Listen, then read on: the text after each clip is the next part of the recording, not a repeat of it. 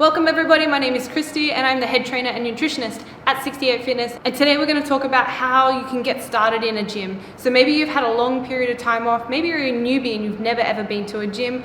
This video doesn't just apply to gyms. This is maybe you want to get into some sport training, you want to start some soccer training, some netball, whatever it is. We're going to help you get started. So stay tuned, take a seat, and let's get ready.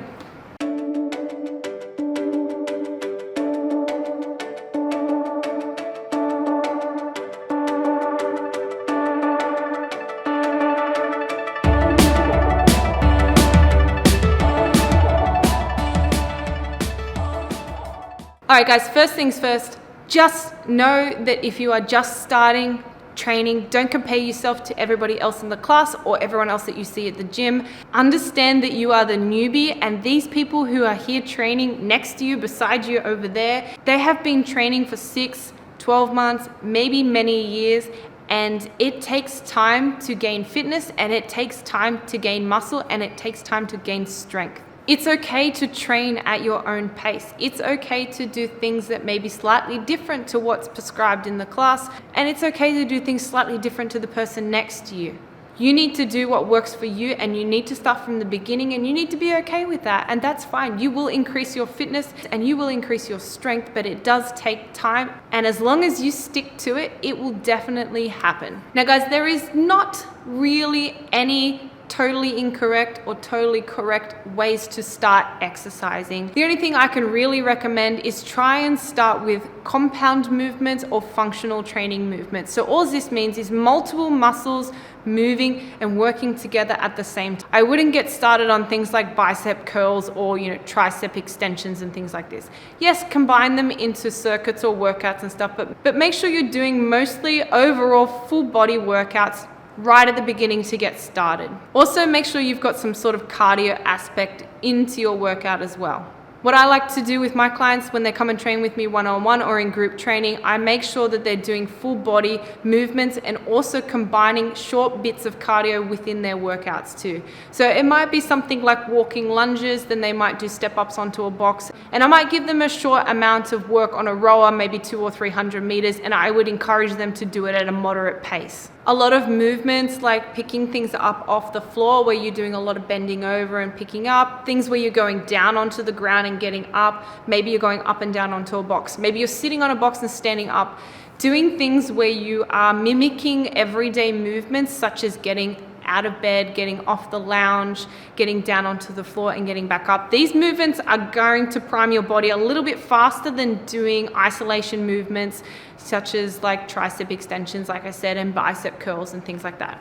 But the most important thing is just get moving. Make sure that you are sweaty and you're tired. As for the length of your workout, you probably want to be aiming for around 30 to 40 minutes of your actual workout, and you want to be doing around 10 to 15 minutes of a warm-up. So overall, probably 40 to 60 minutes in total is about the amount of time that you want to do for your workout at the beginning. As you start getting fitter and you start getting more power behind you, then you can do shorter, sharper workouts where you can punch out a lot more effort and a lot more power. You should always do a proper warm-up that takes anywhere from 10 to 15. You might be able to reduce that slightly as your fitness increases, but overall 10 to 15 minutes of a warm-up, and I know that sounds like it's quite a long time. This is gonna prime your body ready to be able to do anything that you wanna throw at it. A 5-minute warm-up means that you can move on to the exercises that you wanna do, but you might feel like you don't have all the power quite behind you or all the strength behind you. It also means that if you're gonna go straight into a cardio sort of aspect or a HIIT training, you're gonna run out of breath quite quickly because your body hasn't primed enough to be able to deliver the large amount of oxygen that you need to do that movement. If you're new to exercise, go easy on the weights. Don't go and pick up the barbell and try and throw it over your head in the clean and press or doing deadlifts and things like that. Just go easy on the weights. Use things like kettlebells and slam balls and those functional type of movements, and like I said, mix them with some cardio, and that's going to get your fitness transitioning nicely into a more fitter state.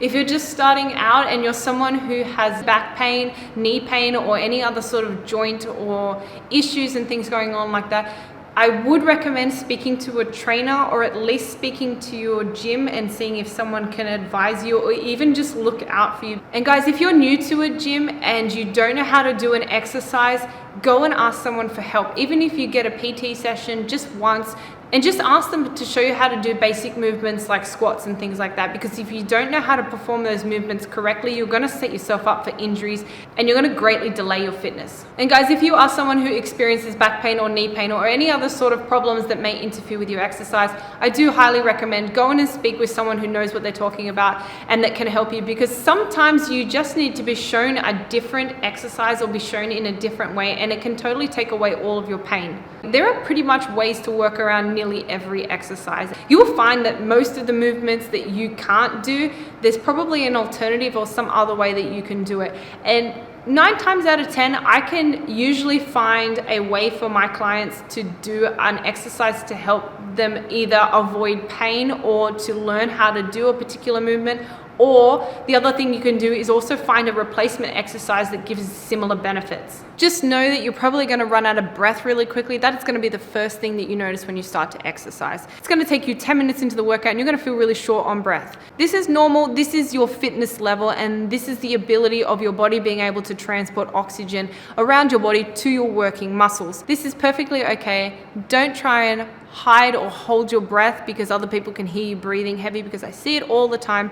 Let the air come in and out. It will help you get through the movements a lot quicker, and just stay committed to your workout. It doesn't matter what you're doing, stay committed to your workout, because your fitness, your breathing is one of the first things you start to see increase at the beginning. So the second thing that you're going to see increase is your strength. Things like push-ups, for example, especially for females, you don't use the chest muscles that often. So getting down on the ground and pushing your body weight in a push-up, you might find that you're going to struggle. I see a lot of people struggling with their first few push-ups, and a lot of people will struggle to get to 10 push-ups. But as you keep repeating these movements, those muscles will develop and they will have a bit more strength behind them, and you'll find that you get through these basic movements easier. I would never put a new client on the bench with a barbell trying to get them to do bench press when they can't do a good few rounds of solid push-ups. So like I said, it's okay to start with the basics. Build up these functional and foundational movements, because you'll be able to apply the strength and things that you've developed in these basic movements into more advanced movements. You also need to make sure that you have good nutrition, because doing exercise, even a 45-minute workout, is going to take a massive chunk of energy out of your body, and you are going to find yourself eating more food as you start to become more physically active.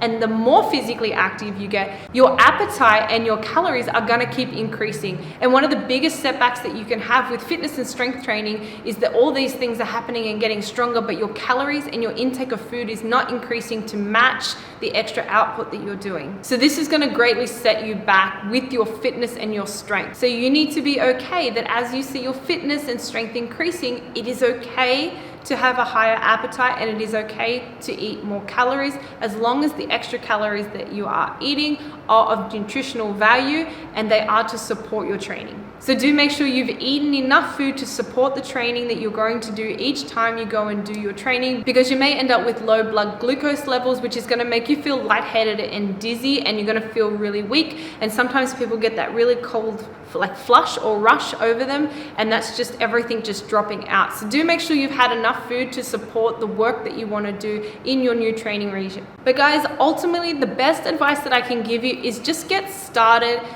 Don't read too many things that are all over the internet that you should be doing this and not do that, and you know, this is better than this, and I should only be doing these exercises, not this one. Just get started. Do exercises that you enjoy. If you like cycling, go and cycle. If you like to do weights, go and do weights. Just be reasonable about it and start at the basic level. Start at the beginning. Just like with everything, when we're doing schooling or learning how to do things, you have to start with basic mathematics before you can do advanced mathematics. Same thing with fitness. Start with basic movements, prime and educate your body to be able to perform movements safely and strongly, and then you can progress your workout and move into more advanced movements and more powerful movements as you increase your fitness and your strength. At the beginning, exercise might be a chore for you, but as you commit and you do movements and exercises that you enjoy, whether they be gym or sports or whatever, enjoy, because you'll be able to commit to them and you'll be happy to go back. If you can, take a buddy or a friend or make friends when you go to the gym or when you start to play sport, because you'll create bonds with people and you'll make new friends and you'll all stay committed and you'll be able to help each other progress together. So my take home message is just go and get started and don't be overwhelmed with all the information that is out there, which is right and which is wrong. If you go and join a group training class or something like that that has instruction, or maybe you want a PT session, try and maybe start with something that has some guidance to it and someone can help correct your form or your technique, or maybe guide you with what exercises to start with. But really just go and get started. Just start, get moving. Your body will develop and change and get fitter and get stronger much quicker than you know it. There are certain exercises that you might hate at the beginning, but you might learn to love. I personally love burpees and box jumps, and I love the thrill of all those types of things. They might not be your favorite thing. They weren't my favorite thing at the beginning, but as you get fitter and stronger, you'll start to take a new perception on things and you'll start to try and do new things that you couldn't do before. And there's nothing more fulfilling or more of a proud moment when you can finally do something like a box jump, for example, that you couldn't achieve before, and that is going to give you more inspiration to keep going and keep training.